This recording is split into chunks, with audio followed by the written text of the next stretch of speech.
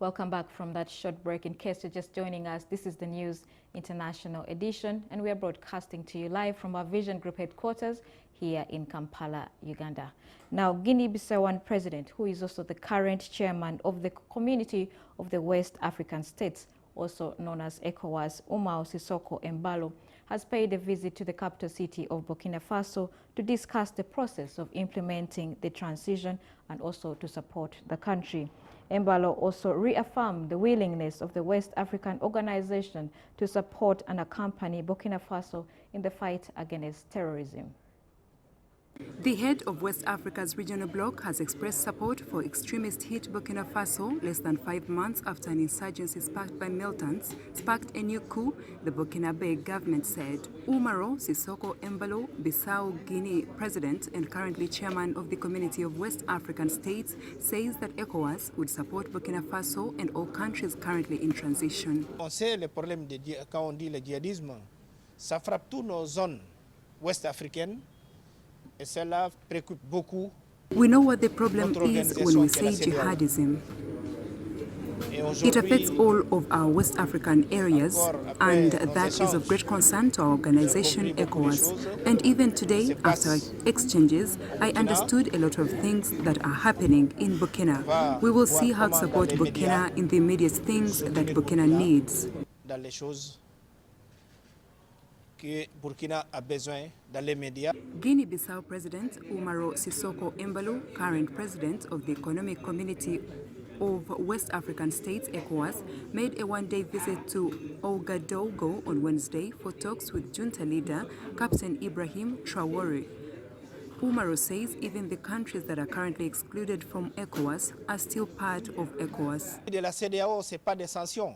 The spirit of ECOWAS is not sanctions, it's not to impose. ECOWAS is all of us. We are ECOWAS. Even today, the countries that are in transition, that are excluded from ECOWAS, they can know they are part of ECOWAS. Embalo also reaffirmed the willingness of the West African organization to support and accompany Burkina Faso in the fight against terrorism. Pour aider et accompagner. We are here to help and support all countries in transition. And about the transition, he made me realize that it's going well. We have a mediator who closely monitors the transition situation in Burkina Faso. ECOWAS, a 15-member organization which includes Burkina Faso, is struggling with a string of military coups in its region and an escalating extremist insurgency in the Sahel. It has taken a relatively hard line with Guinea and Mali over coups there, invoking the threat of sanctions to try to speed up the return to civilian rule. But it has been more supportive of Burkina Faso, one of the poorest and most volatile countries in the world, where 2 coups erupted last year. Now, the U.S. President Joe Biden has told reporters that he has been briefed by Transportation Secretary Pete Buttigieg that aircrafts can still land safely, just not take off right now, as he leaves the White House on his way to Walter Reed Medical Center. They don't know what the cause of it is.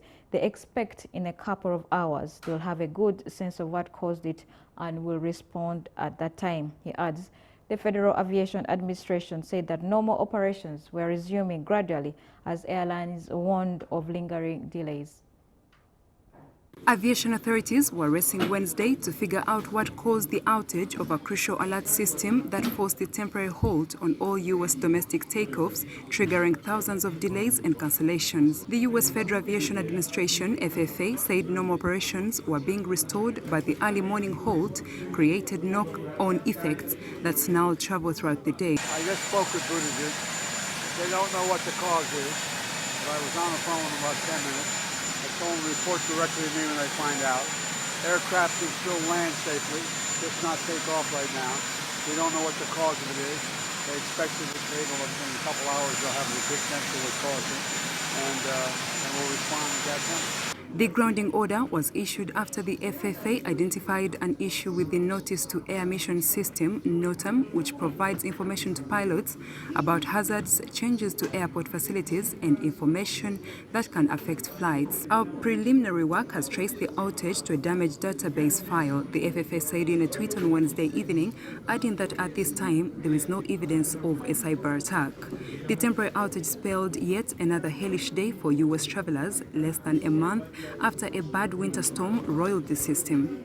I just learned that my flight was delayed again, said Vince Hamilton, who was at Reagan National Airport near Washington, seeking to travel to Chicago and then on to St. Louis, where he said, I have to catch a bus that I'm probably going to miss. Near 8 p.m. Eastern Time, more than 1,300 flights within, into, or out of the United States had been cancelled, with more than 9,800 suffering delays, according to flight tracking website FlightAware. The difficulties sparked fresh criticism on Capitol Hill and throughout Washington of the FFA, which has had no confirmed administrator since March. Flying experts say the system in question contains a range of highly relevant details, such as a closed runway, to less significant matters, like the presence of a crane somewhere in or near the airport. About 30 minutes after the FFA lifted the stop order, a screen at Reagan National Airport was overwhelmingly red, with flight delays and just a handful of departures. Now, Ravina Shamdasani, the UN human rights spokesperson, has said that a new U.S. border enforcement plan risks undermining the basic foundations of international human rights and refugee law. Last week, U.S. President Joe Biden announced a new plan to expand a controversial rule titled 42, making it possible to immediately turn away more people showing up at the border without proper clearance.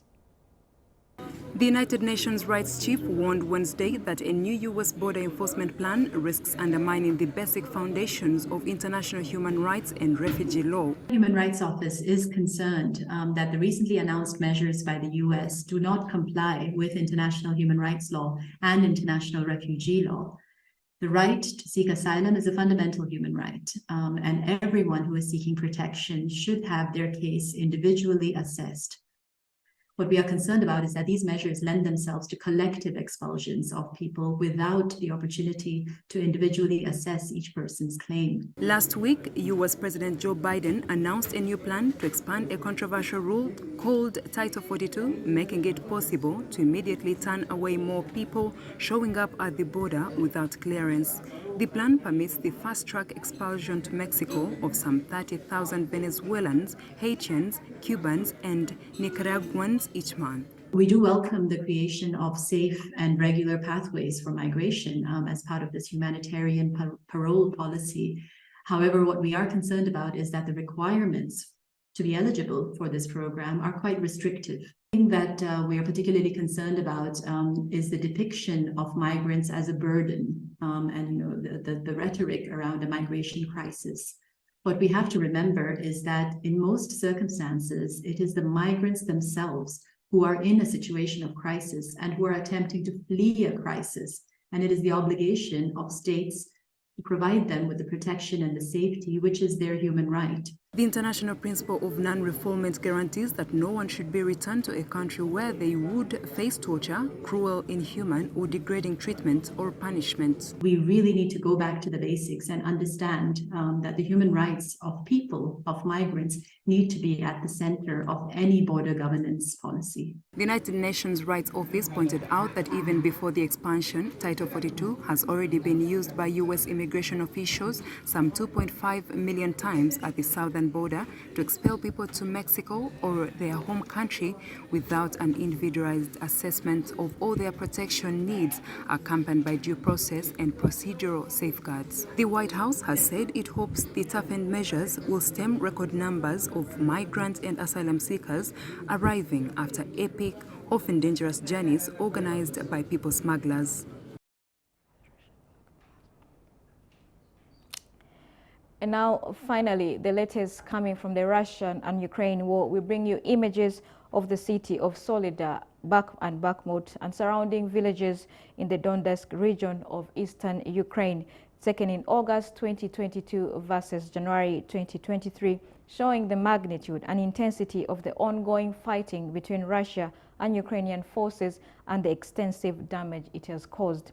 As Russian-backed mercenary groups are now seizing Solidar, images reveal thousands of bomb craters in fields and even along roads as hundreds of homes, schools and buildings are destroyed from the months-long battles and artillery exchanges in the different regions.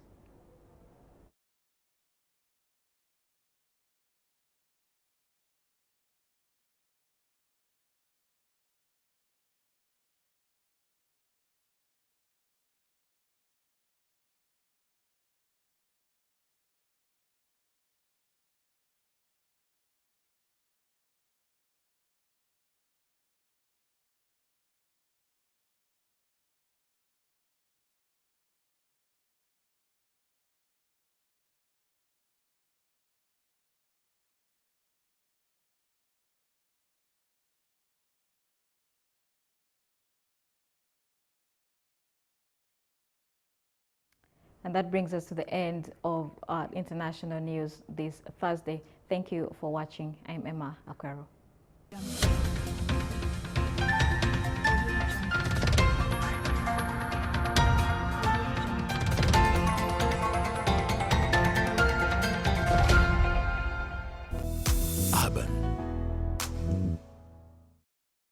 Brought to you by